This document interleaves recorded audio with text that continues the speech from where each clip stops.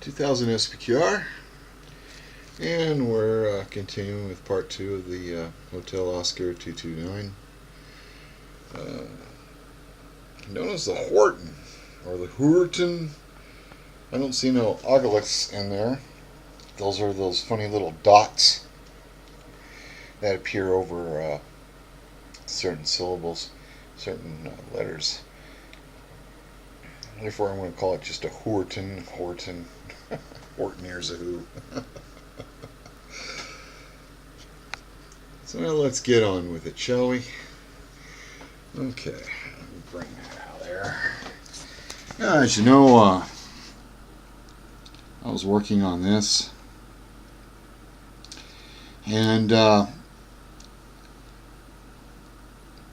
I was telling you about the detail and the caution of the assembly, you're going to know what a hypocrite I am, because I did exactly the opposite of what I warned you about. I just put it together, and I didn't pay attention to the detail that's on the illustrations as well as on the pieces. And I had engine components that were bent, not plumb, not aligned, and to my horror I thought, oh no, I had to take them apart, study, and I put them back together, which I succeeded in correctly assembling those parts.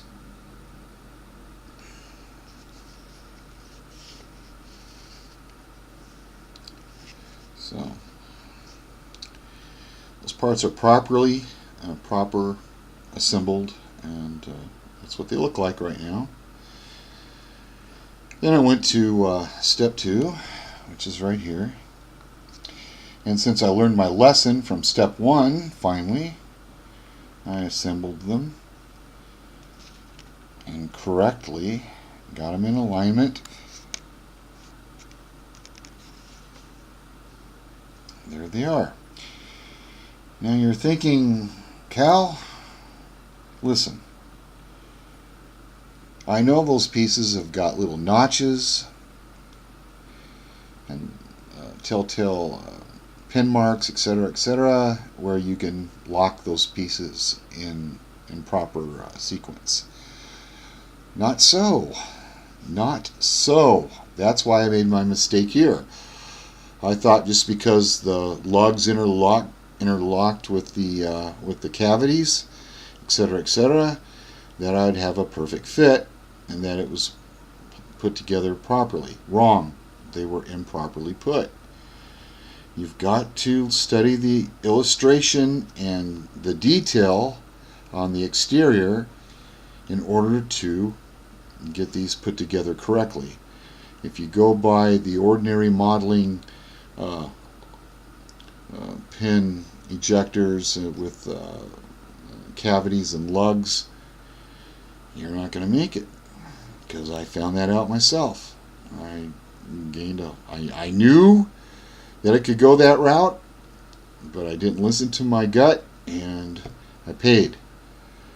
So you got to study the illustrations and the detail of the exterior. If you don't, you're done. I wish I was making this up, but I'm not. I'm telling you the truth. You got to believe me, please. Save yourself some pain. And so, with that lesson learned, I put those together properly with the illustrations, the detail, and right now I'm getting good results.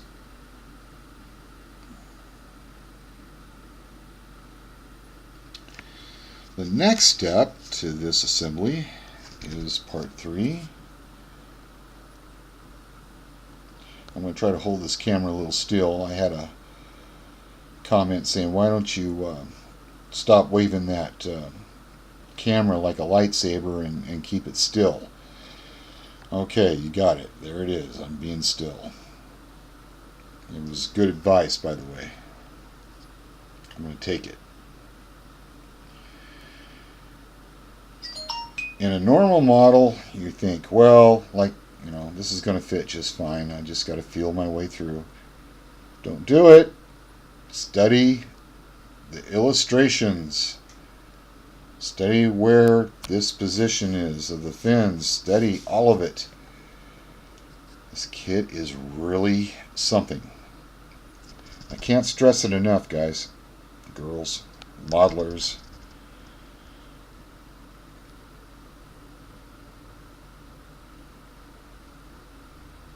It was just a little life lesson that told me what I'm going to be experiencing in the future.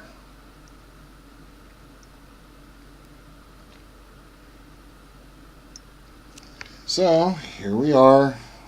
I'm going to put these together here.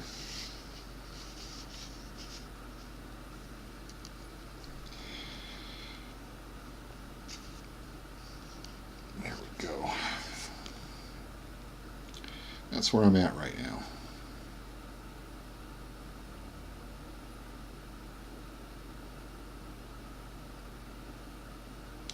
There's something I need to tell you. I feel that, yeah, I really do. I need to tell you about this.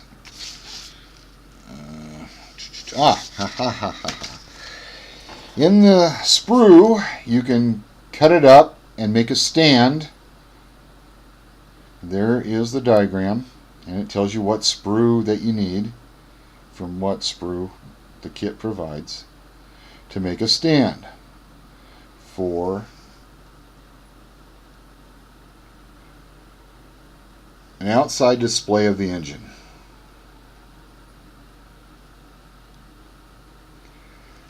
That would be great. I was really excited when I saw that. Never seen that before.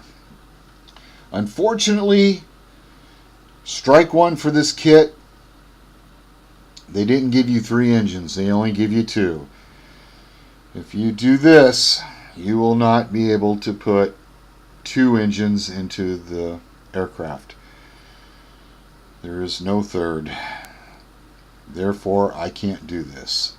I cannot display an engine outside the airplane because I don't have a third assembly. Thought I'd let you know about that.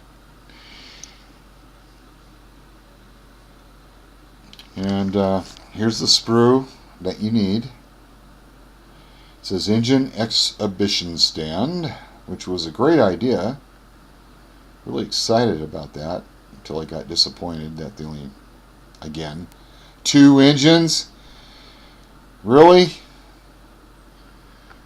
This is the runner. They don't call it sprue, they call it a runner. It is possible to create one stand from 1A sprue. Oh, now they call it a sprue.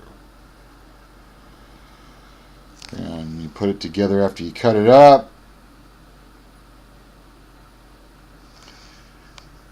They show you the front and rear to keep it plumb. And they show you how the display would look like. Why didn't you give me a third engine?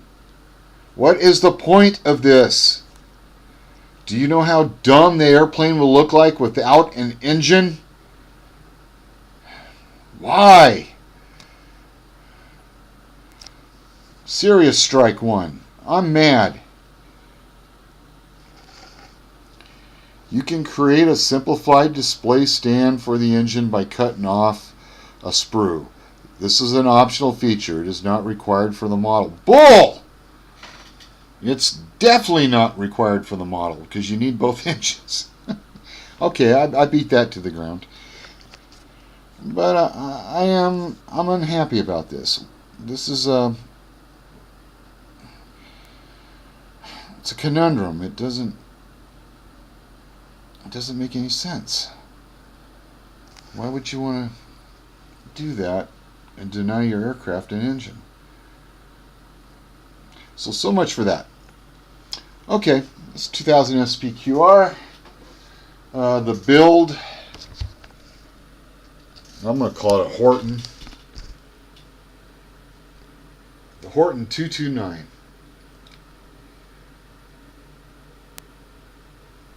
Keep modeling.